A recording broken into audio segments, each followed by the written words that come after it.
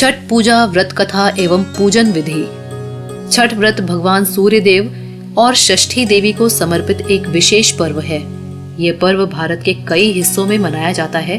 खासकर उत्तर प्रदेश, झारखंड और बिहार में इसे महापर्व के रूप में मनाया जाता है। शुद्धता, स्वच्छता और पवित्रता के साथ मनाया जाने वाला यह पर्व आदिकाल से मनाया जा रहा है। छठ व्रत में छठी माता की पूजा होती है और उनसे संतान की रक्षा का वर मांगा जाता है।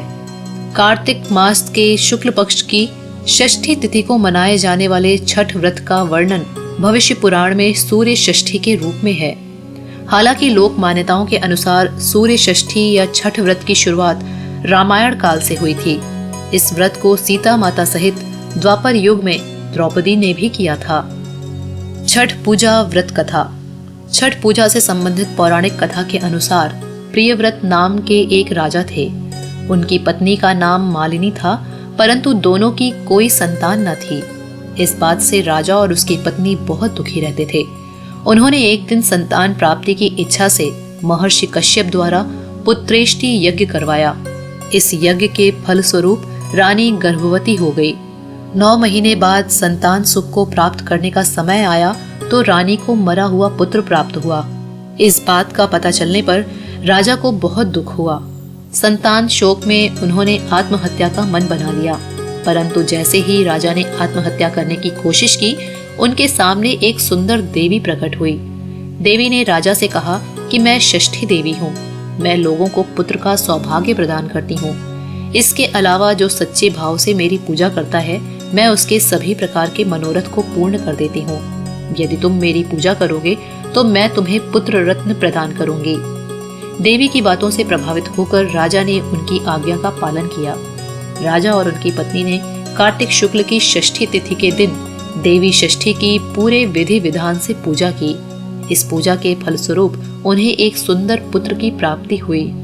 तभी से छठ का पावन पर्व मनाया जाने लगा। छठ व्रत के संदर्भ में एक अन्य कथा के अनुसार जब पांडव अपना सारा राजपाट जुए में हार गए, तब द्रौपदी ने छठ व्रत रखा। इस व्रत के प्रभाव से उसकी मनोकामनाएं पूरी हुई तथा पांडवों को राजपाट वापस मिल गया। छठ पूजा का महत्व।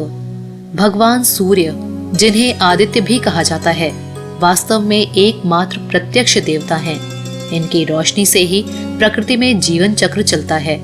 इनकी किरणों से ही धरती में प्राण का संचार होता है और फल, फूल, अनाज, अंड और शुक्र का निर्माण होता है।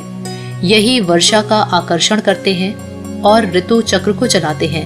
भगवान सूर्य की इस अपार कृपा के लिए श्रद्धा पूर्वक समर्पण और पूजा उनके प्रति कृतज्ञता को दर्शाता है।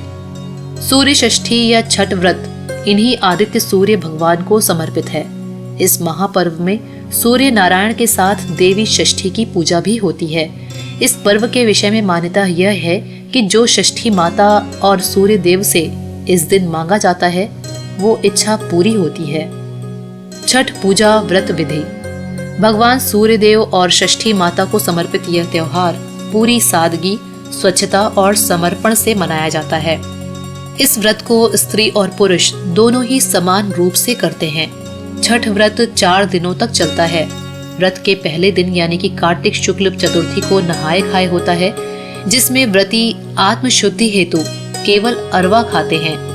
कार्तिक शुक्ल पंचमी के दिन लोहंडा और खरना होता है, यानी स्नान करके पूजा पाठ करके संध्या काल में गुड़ और नए चावल से खीर बनाकर फल और मिष्ठान से छठी माता की पूजा की जाती है। फिर व्रत करने वाली कुमारी कन्याओं को एवं ब्राह्मणों को भोजन करवाकर इसी खीर को प्रसाद के तौर पर खाते हैं। कार्तिक शुक्ल षष्ठी के दिन घर में पवित्रता एवं शुद्धता के साथ उत्तम पकवान बनाए जाते हैं। संध्या के समय पकवानों को बड़े बड़े बांस के डालों में भरकर जलाशय के निकट यानी नदी, तालाब, सरोवर पर ले जाया जाता है। इन जलाशयों में ईख का घर बनाकर उन पर दिया जलाया जाता है। व्रत करने वाले जल में स्नान कर इन डालों को उठाकर डूबते सूर्य एवं षष्ठी माता को अर्घ्य देते हैं।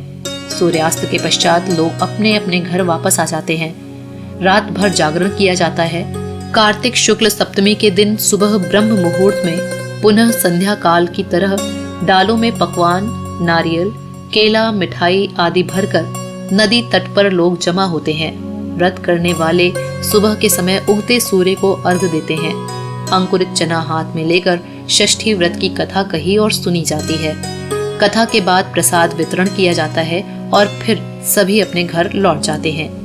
व्रती इसी दिन पारण करते हैं।